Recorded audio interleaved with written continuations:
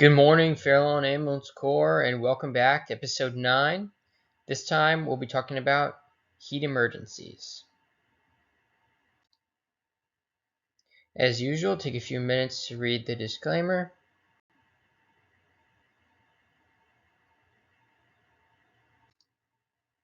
Alright, everybody, happy summer. Hope you guys are enjoying July and enjoying the heat. Given the pretty high temperatures we've been experiencing in this summer, I think it would be appropriate we talk about some heat-related emergencies, as you'll likely see them this summer both on 911 calls and at events. So what are we going to go through today? I'll talk a little bit about the background physiology in heat emergencies. We'll talk about some demographic and risk factors for heat-related illness, and then talk about the continuum of heat-related illness. As you can see, heat-related illness is a lot of different things, ranging from mild to moderate to severe, and then we'll talk about some pre-hospital management strategies. So first, some background. First things first, we have to define kind of what normal body temperature is, and it varies a little bit depending on where you check it, but as a general frame of reference, it should be 37 plus or minus 1 degree Celsius and 98.6 plus or minus 1.8 degrees Fahrenheit. Okay, you should just have those as kind of baseline reference for normal body temperature. Now also, when I say normal body temperature, I'm talking about a core body temperature. So typically, like, the best way to measure this would either be with a rectal thermometer or an esophageal thermometer or a bladder thermometer. Now, those are not practical in the outpatient setting and also not pleasant because they're invasive methods of measurement, even though they're more accurate. So most commonly, we're going to be using an oral temperature as our best surrogate. Just bear in mind that other forms of temperature like ear and forehead have varying degrees of accuracy, but when we want to be the most accurate possible, we're talking about core body temperature. So bear that in mind. Now, how is body heat regulated? So it's a very simple kind of equation. There's heat that goes into the body and then heat that comes out of the body. And if there's too much heat in or not enough out, you can get into a heat-related emergency because we need to maintain a pretty close to normal body temperature most of the time to function. So how does heat get into the body? So you can see here the sun, right? So one way heat gets in is from ambient heat, from radiation from the sun, from the outside weather, right? Ambient heat heats us up. And then also our body, through metabolism, makes heat, especially through the activity of our muscles. Our muscles generate a lot of heat, both at rest and when we exert ourselves. Now, how does heat leave the body? One way is through conduction. You could think of that like your ice pack. When you touch something, heat can leave the body that way. Radiation is kind of release of heat from the body that radiates outward, that's without contact. And then these bottom two here go together. That's evaporation, so you can see the sweat, and then convection, which is airflow that can also increase the evaporation. And so these two, I think of them, to simplify things, you could think of them together, that convective air currents can help us with evaporative cooling. Now, we can also release some heat through evaporation from our lungs by breathing faster. Okay, and that's how our body can get rid of heat. Now, normally at about 70 degrees ambient temperature in the room, when it's pretty comfortable, most of our heat loss is actually through radiation and conduction to the things we're touching, and also just radiative heat radiating out of our bodies. Think of it like, like the radiator in your house, just radiating heat out. Now, the interesting thing though is that as our bodies come under increasing heat stress, evaporation and convection become much more important, right? So instead of, being 27%, these are going to become our predominant ways to cool the body down. And that's why this is going to be important when it comes down to how we're going to treat heat-related stress later.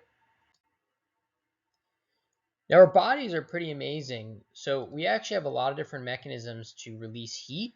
So one is through cutaneous vasodilation. That's dilation of the blood vessels of the skin, which can help us improve heat loss through conduction. Sweating improves heat loss through evaporation, and that can even be made better if you add convection like a fan. Increasing our minute ventilation. This is how fast and how much we're breathing, right? So if we breathe more, we can release more heat that way. And, at the biocellular level, there are heat shock proteins and other things that are beyond the scope of our talk today and are, best reserved for a physiology class. We're going to not touch on that today.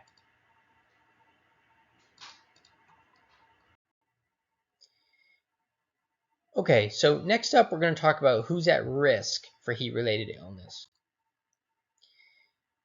As you might guess, the elderly are at much higher risk to have heat-related illness. This is due to a variety of factors.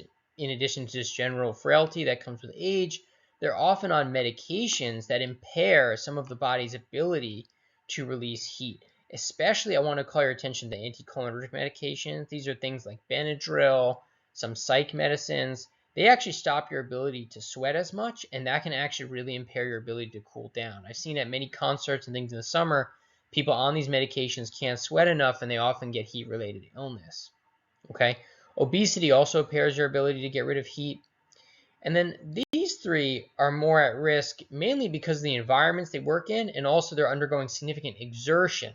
So significant environmental and also endogenous metabolism, which produces more heat and makes these patients at risk of heat-related illness. Now, I mentioned before that heat-related illness is a continuum. So it ranges from mild to moderate to severe, and I'll walk you through the disease process at each of these stages.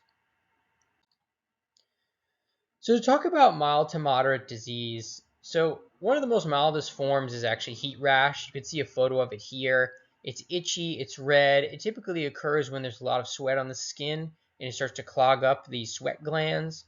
And typically this will get better just with moving to a cool environment, cleansing the skin with cool water, or cooling down, and gentle exfoliation to open those pores, and that should get better.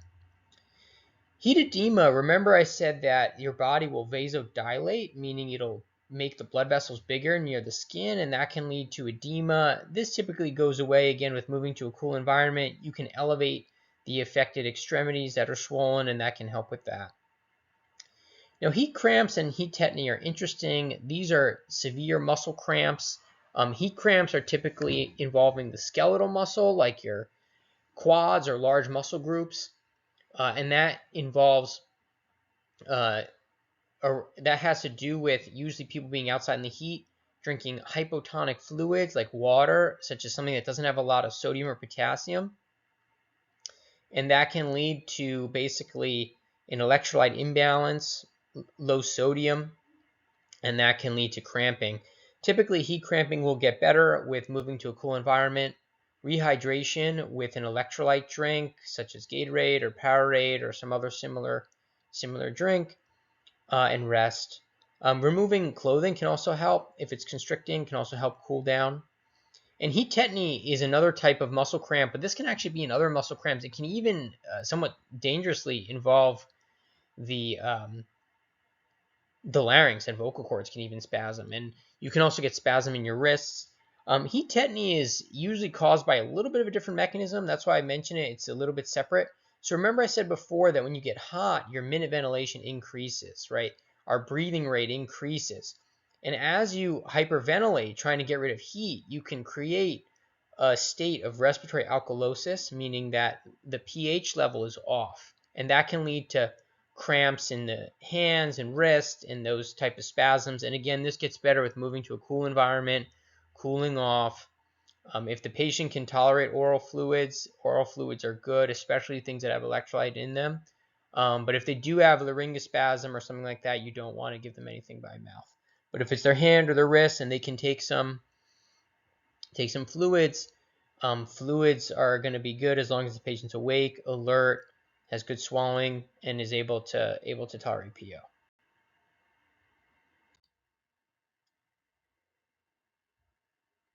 Now let's get into the more severe forms of heat illness. Now you'll notice I skipped over heat syncope.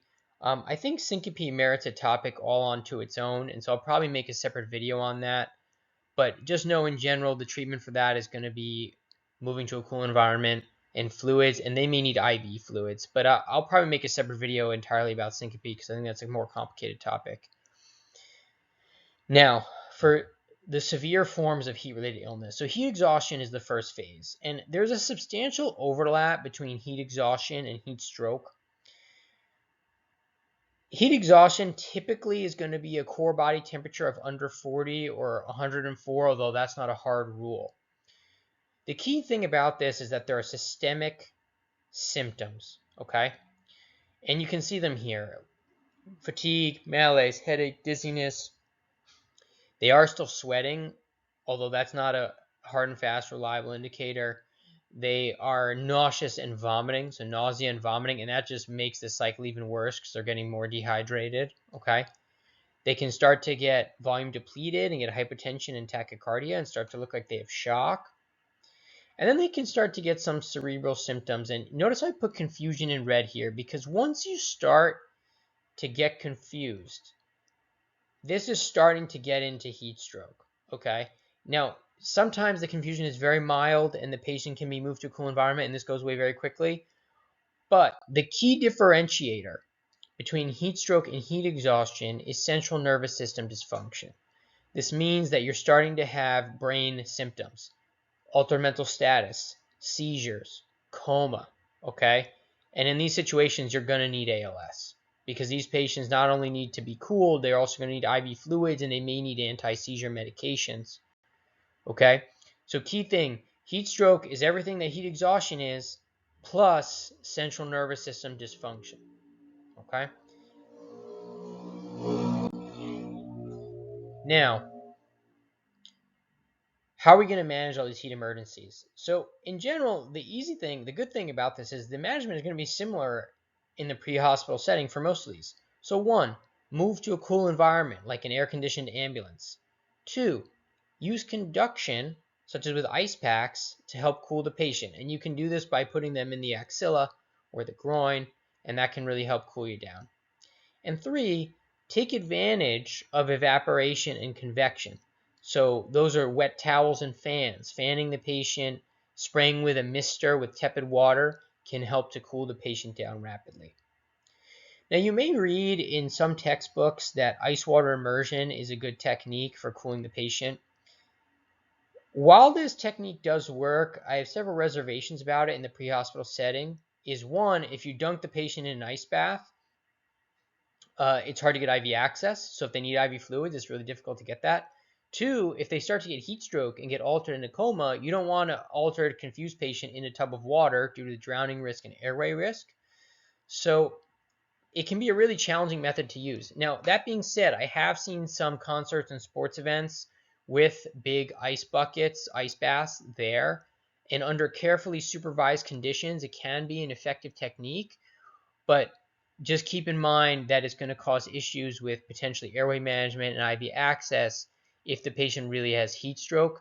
So I would reserve it best for patients who are maintaining their own airway and who are not having heat stroke. But in general, moving to a cool environment, packing with ice packs, and using a mister and some tepid, which is like a normal temperature water. It doesn't have to be freezing. It just has to be like not hot water. Like a room temperature water is okay.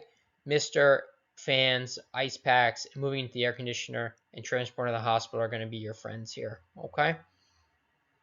Remember, ALS is needed for heat stroke.